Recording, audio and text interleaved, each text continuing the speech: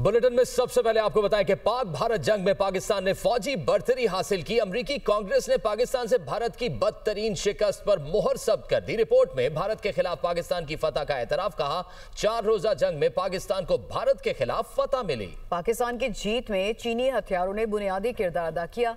चीन को पाक भारत जंग से अपने हथियारों को आजमाने का बेहतरीन मौका मिला। पाकिस्तान ने चीनी इंटेलिजेंस का भी फायदा उठाया। पाकिस्तान ने चीनी हथियारों से फ्रांसीसी राफेल तैयारा मार गिराया। पाकिस्तान की कामयाबी के बाद इंडोनेशिया ने राफेल तैयारों की खरीदारी जो है वो रोक दी है और चीन ने 2024 और 25 में पाकिस्तान के साथ अस्करी ताउन बढ़ाया। मुश्तरका मशकें, इंसदादी दहशतगर्दी ड्रिल्स और पाकिस्तान की कसीर मुल्की अमन मशकें शामिल थीं।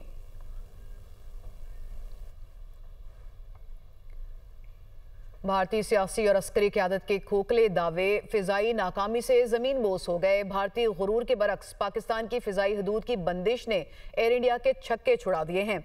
ऑपरेशन सिंदूर में होने वाली तारीखी हजीमत, भारी माली नुकसान और फिजाई नाकामी से भारतीय क़यादत बुखलाहट का शिकार हो चुकी है। मार्का हक में पाकिस्तान की शानदार हिकमत अमली ने भारत को न सिर्फ अस्करी मैदान बल्कि मुआशी महाज पर भी घुटने टेकने पर मजबूर किया। फिजाई रास्तों की बंदिश से 4000 करोड़ से जायद के नुकसानात के बावजूद अफगानिस्तान के साथ फिजाई रास्तों से तजारत मज़े का खेज है।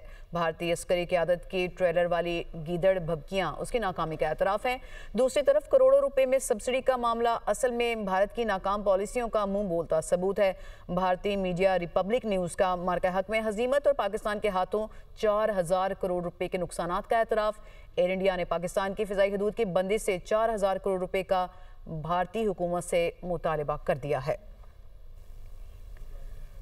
पाकिस्तान ने भारत के लिए फजाई हदूद बंदिश में तौसी कर दी है। पाकिस्तान ने भारतीय तैयारों के फजाई हदूद बंदिश में 23 दिसंबर तक तौसी की है। पाकिस्तान एयरपोर्ट अथॉरिटी ने भारतीय तैयारों के लिए फजाई बंदिश में तौसी का नया नोटिम जारी कर दिया है और नोटिम के मुताबिक तमाम भारतीय मुसाफिर और मिलिट्री तैयारों के लिए पाकिस्तान की फजाई हदूद बंद रहेगी। पाकिस्तान ने भारत के लिए 23 अप्रैल 2025 से फजाई हदूद बंद कर रखी है।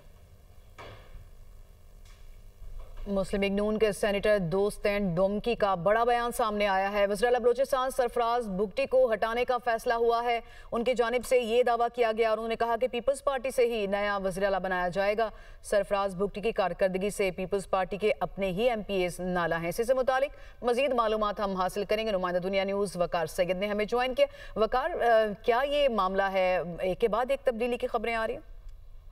जी बिल्कुल, बलूचिस्तान में एक दफा फिर तब्दीली की बातें जो है वो शुरू होगी। इससे कबल जो पीपल्स पार्टी की CEC का इजलास हुआ था तो उस वक्त भी जराये के मुताबिक जो सूबाई सदर थे सरदार उमर गोरगेज, उनकी जानिब से भी सदर आसिफ अली जरदारी को कहा गया था कि बलूचिस्तान के जो MPs हैं जो पीपल्स पार्टी के, वो अपनी हुकूमत से नाला है। अब दोस्तैन डोमकी जो सेनेटर है मुस्लिम लीग नून की, उनकी जानिब से बड़ा दावा किया गया है कि वज़ीर आला बलूचिस्तान सरफराज बुगटी को जो है वो हटाने का फैसला हुआ है और इसमें ये भी फैसला हुआ है कि जो नया वज़ीर आला होगा वो भी पीपल्स पार्टी से होगा।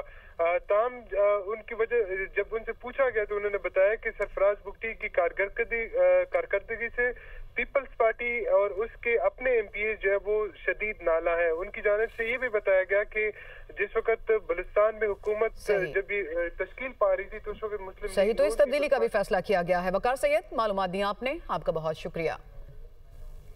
काम मेहनत से होता है, जादू टोने से नहीं। कुछ लोगों ने सियासत में कई साल जाया किए, उनका नाम ले तो बदतमीजी और गालम गलोच का ख्याल आता है। वजीर आला पंजाब मरियम नवाज की मुखालफिन पर कड़ी तनकीद। कहती हैं शरीफ बरादरान का ख्याल आते ही जहन में मोटरवेज और तरक्याती मंसूबे आते हैं।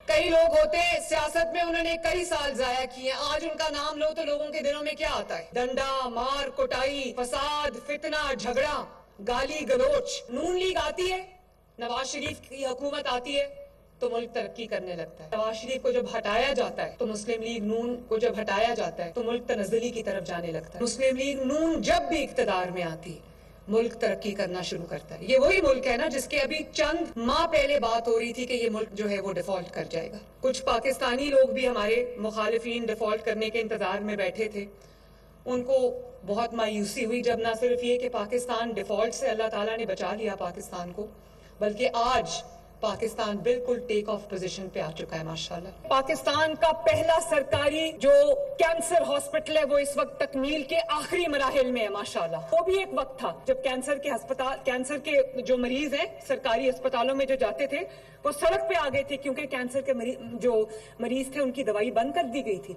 जो दिल के अमराज में मुब्तला लोग हैं, जो हेपेटाइटिस के मरीज हैं, जो कैंसर के मरीज हैं, जो टीबी के मरीज हैं, उनको उनके 2-2 महीने का जो स्टॉक है वो स्टॉक्स उनको आज घर का दरवाजा खटका के वो डब्बा दिया जा रहा है जिसमें उनको 2-2 महीने का स्टॉक मिल रहा है माशाल्लाह। सिक्योरिटी फोर्सेज की खैबर पख्तूनख्वा के मुख्तलिफ इलाकों में कार्रवाइयाँ। भारतीय प्रॉक्सी फितना और खारिज के 4 दहशतगर्द हलाक हो गए। ISPR की जानिब से ये बताया गया कि ये कार्रवाइयाँ 17 और 18 नवंबर को की गई। बाजोड़ में खारिज की मौजूदगी की इतला पर इंटेलिजेंस बेस्ड ऑपरेशन किया गया। शदीद फायरिंग के तबादले में एक खारजी जहन्नुम वासिल हुआ। शुमाली वज़ीरिस्तान के इलाके स्पिनवाम और जाकिर खैल में भी कार्रवाई की गई। ऑपरेशन के दौरान 2 खारिज हलाक कर दिए गए। डेरा इस्माइल खान में एक और कार्रवाई में एक खारजी मारा गया। और भारत दोबारा पाकिस्तान पर जंग मुसल्लत करने वाला था। अमरीकी सदर ने भी पाकिस्तानी खदशे की तस्दीक कर दी। डोनाल्ड ट्रंप की सऊदी वली अहद मोहम्मद बिन सलमान के साथ व्हाइट हाउस में गुफ्तगू। कहा, पाक भारत जंग समेत दुनिया में 8 बड़ी जंगें रुकवाई। पाकिस्तान और भारत की वो जंग भी रुकवाई जो दोबारा शुरू होने वाली थी। दोनों मुल्क अब अच्छे इकदाम कर रहे हैं। अमरीकी सदर ने रूस यूक्रेन जंग भी जल्द खत्म होने की उम्मीद दिला दी। वज़ीर आज़म शहबाज शरीफ की ज़ेर सदारत मौसमियाती तब्दीली के मुज़र असरात से बचाव की हुकूमत हिकमत अमली पर जायजा इजलास हुआ। आइंदा बरस मानसून में किसी भी जानी और माली नुकसान से बचने के लिए अभी से तैयारी की हिदायत की गई। वज़ारत मौसमियाती तब्दीली की जानिब से कलील मुद्दती मनसूबे की मंजूरी, फौरी अमल दरामद शुरू करने की हिदायत की गई। शहबाज शरीफ ने कहा, आइंदा बरस मानसून के नुकसान से बचने के लिए अभी से तैयारी की जाए। वज़ारत मौसमियाती तब्दीली, वज़ारत मनसूबाबंदी और NDMA सूबाई हुकूमतों के साथ मिलकर मौसमियाती तब्दीली के हवाले से मजबूत मंसूबा साजी करें। वज़ीर आज़म ने पानी के बेहतर इंतजाम के हवाले से कौमी सतह पर मंसूबा साजी के लिए नेशनल वाटर काउंसिल का इजलास मुनक्किद करने की तैयारी की भी हिदायत करते हुए कहा, पेश करदा कलील मुद्दती मंसूबे पर फौरी अमल दरामद शुरू किया जाए।